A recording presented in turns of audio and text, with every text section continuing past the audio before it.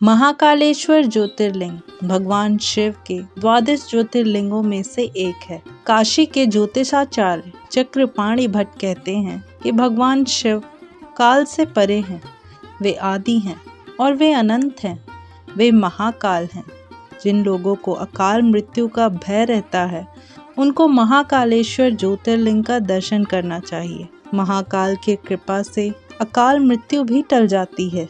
जिस पर महाकाल की कृपा हो जाए उसका काल भी कुछ नहीं बिगाड़ सकता। महाकालेश्वर ज्योतिर्लिंग की पौराणिक कथा का वर्णन शिव पुराण में है। शिव पुराण की कथा के अनुसार उज्जैनी में चंद्रसेन नाम का राजा शासन करता था, जो शिव भक्त था। भगवान शिव के गणों में से एक मणिभद्र से उसकी मित्रता थी। एक दिन मणिभद्र ने राजा को एक मूल्यवान चिंतामणि प्रदान की, जिसको धारण करने से चंद्रसेन का प्रभुत्व बढ़ने लगा।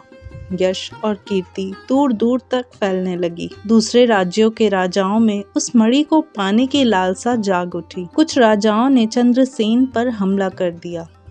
राजा चंद्रसेन वहां से भागकर महाकाल की शरण में आ गए और उनकी तपस्या में लीन हो गए। कुछ समय बाद वहां पर एक विधवा गोपी अपने 5 साल के बेटे के साथ वहां पहुंची। बालक राजा को शिव भक्ति में लीन देखकर प्रेरित हुआ और वह भी शिवलिंग की पूजा करने लगा। बालक शिव आराधना में इतना लीन हो गया कि उसे माँ की आवाज सुनाई नहीं दे रही थी। उसकी माँ उसे भोजन के लिए बार बार आवाज लगा रही थी। बालक के न आने पर गुस्साई माँ उसके पास गई और पीटने लगी। शिव पूजा की सामग्री भी फेंक दी। बालक माँ के इस व्यवहार से दुखी हो गया। तभी वहां पर चमत्कार हुआ। भगवान शिव की कृपा से वहां पर एक सुंदर मंदिर निर्मित हो गया, जिसमें दिव्य शिवलिंग भी था और उस बालक द्वारा अर्पित की गई पूजा सामग्री भी थी। इस तरह से वहां पर महाकालेश्वर ज्योतिर्लिंग की उत्पत्ति हुई।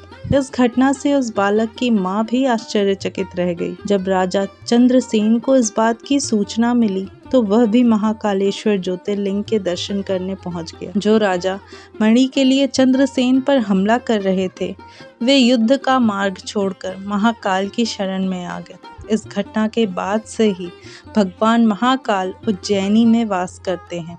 जिस प्रकार से काशी के राजा बाबा विश्वनाथ हैं, वैसे ही उज्जैन के राजा भगवान महाकाल हैं। हर हर महादेव।